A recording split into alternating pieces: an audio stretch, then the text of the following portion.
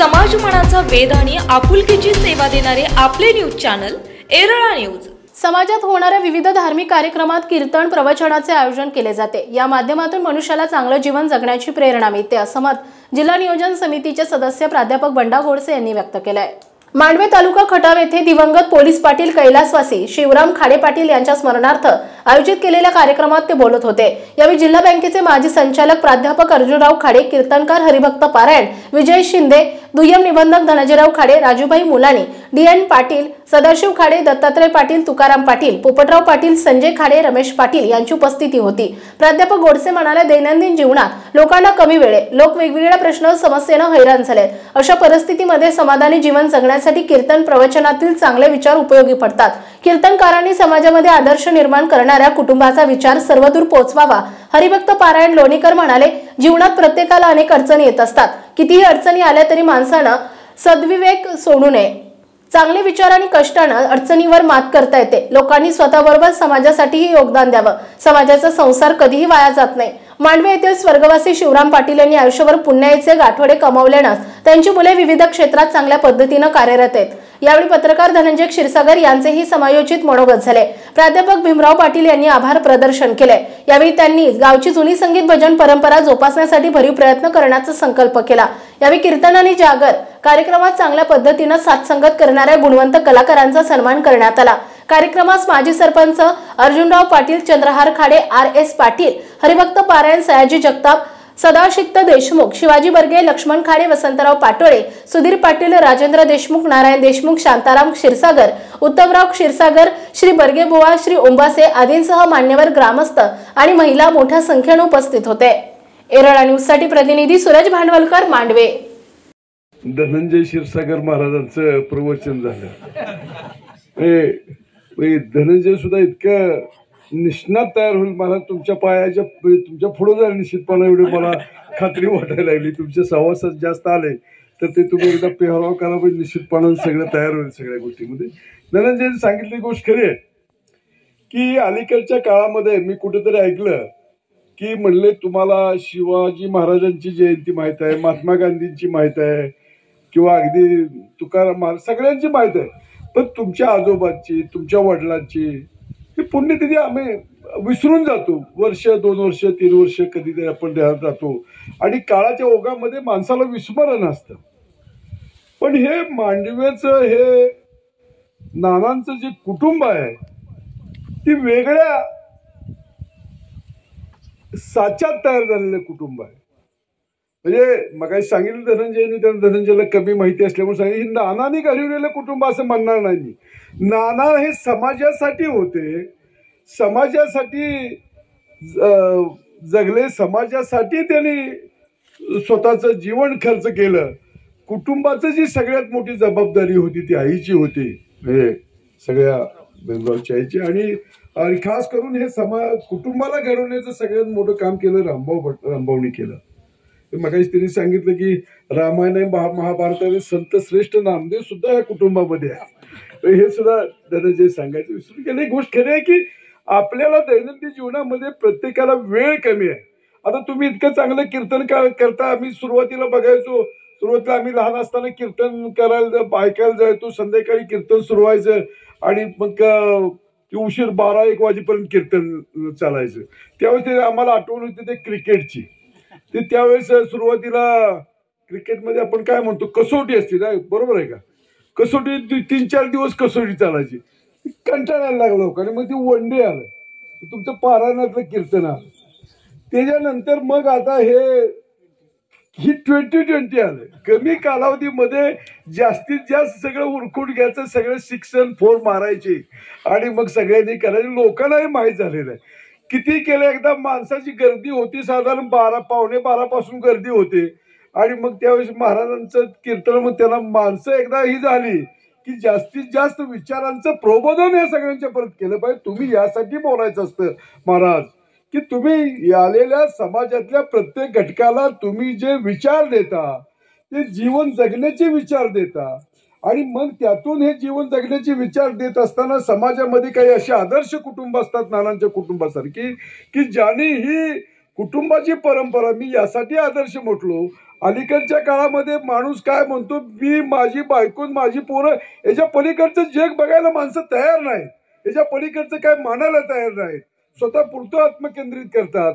पण अशी काही दुर्मिळ कुटुंब समाजामध्ये असतात नानांच्या कुटुंबासारखी.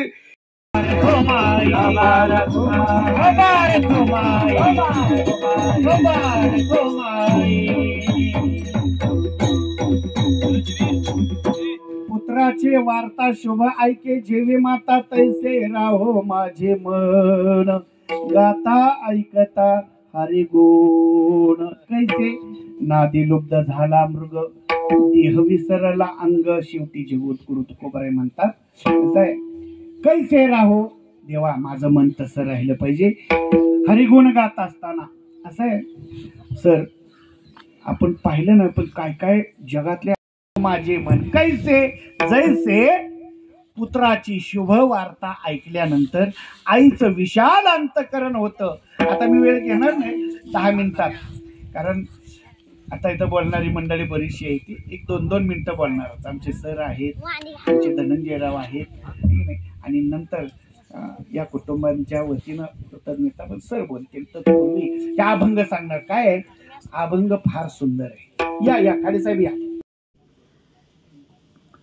आज सर्वप्रथम पाटील कुटुंबियांना मी मनापासून धन्यवाद देईन. त्याचं कारण असं आहे की सर, महाराज आई वडील गेल्यानंतर पहिलं वर्षश्राद्ध होतं. 2-3 पुण्यतिथ्या साजऱ्या केल्या जातात. पहिली काही वर्षश्राद्ध पुण्यतिथी जोमात असतं, आणि नंतर हळूहळू कोमात जाऊन भजनी मंडळाच्या भाषेत पंचपदी येतं. बरोबर आहे का बरगे महाराज? पंचपदी येतं आणि सहज बोलून जातात. बाकी काही अडचण नाही, पण वेळ नाही म्हणले, कोण येत नाही, कोण जात नाही. म्हणून म्हटले आता बस, जास्तीत जास्त रेटत 12व्यापर्यंत नेते ती, एक तर प्रति करते ती आणि समाप्ती करतात. अशा परिस्थितीत पाटील कुटुंबियांनी हा ज्ञानदानाचा यज्ञ जवळजवळ 22 वर्ष सुरू ठेवलेला आहे अखंडपणे. बापू हेही नशे थोडके. नानांचं कार्य आहेच मोठं. पोलीस पाटील म्हणून काम करत असताना एक रुबाबदार व्यक्तिमत्व होतं. आम्ही काय पाहिलं नाही, पण ऐक्यू आहे.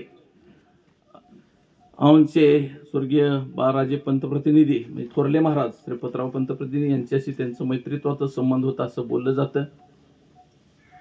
घरची शेतीवाडी फुलवण्याबरोबरच सर्व मुलं आपली त्यांनी चांगल्या पद्धतीने घडवली. शुद्ध बिजापोटी फळे रसाळ गोमटी या न्यायानं नानांनी आपली 4ही मुलं कर्तबगार घडवली.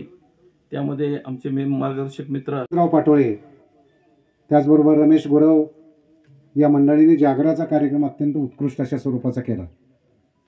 मांडव्यामध्ये भजनाचा सुश्राव्य अशा स्वरूपाचा 4-5 जणांमध्ये भजनाचा कार्यक्रम करणं आणि तोही उत्कृष्ट अशाच पद्धतीचा करणं ही खरं कौशल्य वसंतराव किंवा शशिकांत यांच्यामध्ये आहे. त्यांच्यामध्ये काही नवीन मुलंही आत्ता घडत आहेत. नानासाहेबांचा चिरंजीव, दोन्ही चिरंजीव त्यामध्ये तबलजी आणि गायकाचं काम करतायत. खरी ही परंपरा पुढे नेण्याच्या दृष्टिकोनातून असे कार्यक्रम उपयुक्त आहेत.